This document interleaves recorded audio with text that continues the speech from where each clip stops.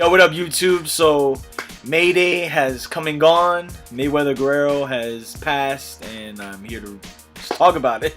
This is the recap for Mayweather Guerrero, and this was, brilliant performance by Floyd Mayweather. Once again, he shows why he is the pound for pound best in the world. I gave a prediction video. I gave a prediction about this fight, and I saw it going as far as how the cards had it, but as far as like what Floyd did in the ring, he did look a lot better than he did against Cotto.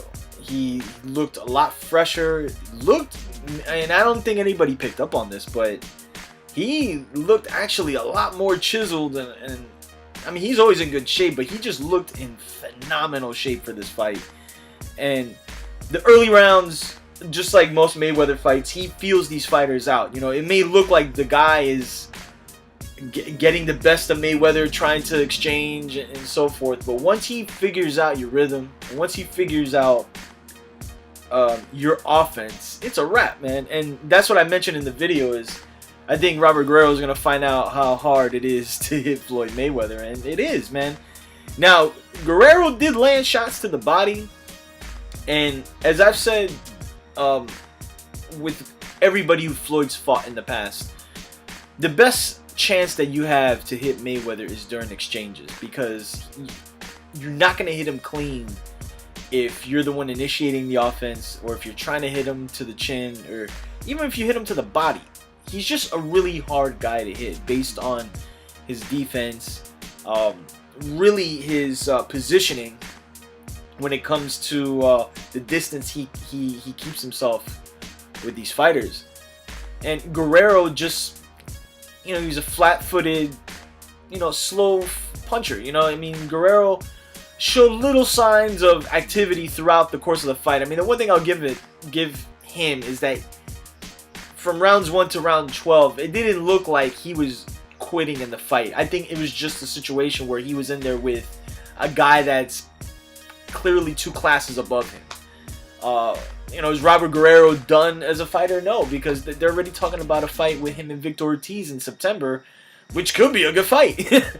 So what I gather from this fight is that Floyd Mayweather is just leagues above a lot of these fighters. And now, I look at really the landscape of the opponents that he potentially has, and it's really, really, really hard for me to pick somebody within the 154-pound range to the 140-pound range that's going to give this guy any problems. Now, the name that people are bringing up, obviously, after this Saturday night is Canelo Alvarez.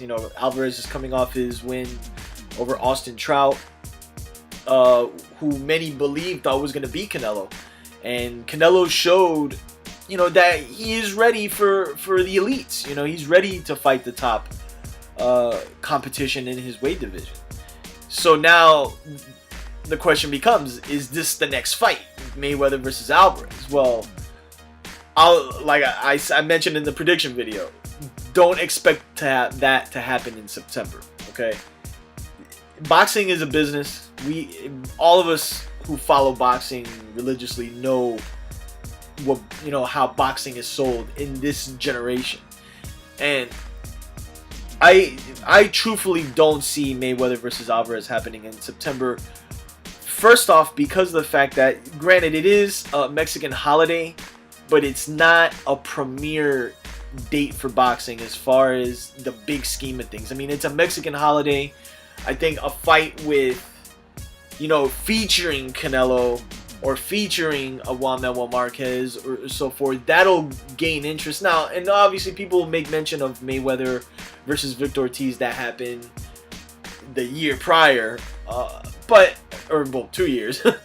But for a fight of that magnitude, it has to happen in May. And I believe if Canelo and Mayweather win their next upcoming fights, we're going to have a super fight in May of 2014, which I believe will be May 3rd, because that's when the Saturday lands. So who does Floyd fight now? It's getting to a point now, man, where or I think it probably already has, minus maybe the Canelo fight, where any Floyd Mayweather fight from here on out is just going to be, can this guy beat him? You know, or like it always has been. But I think the landscape really just points out that none of these guys have a remote chance of beating Floyd, and it becomes a show. Like, can this be the guy to beat Mayweather? You know, Canelo's the only guy within the realm of who he could potentially fight that raises eyebrows. You know, because Canelo is a legit 154-pounder. He does have deficiencies in the defense department. He's gotten a little better, but Canelo is a lot tougher fight than Cotto and De La Hoya at 154 for Mayweather at 36, potentially 37 years old when they would potentially fight. So that, as it stands, man, like, you know, Mayweather's, you know, he has his pick of the litter, I guess. I mean, there's names being thrown like Amir Khan, Danny Garcia, Devin Alexander as potential opponents for September.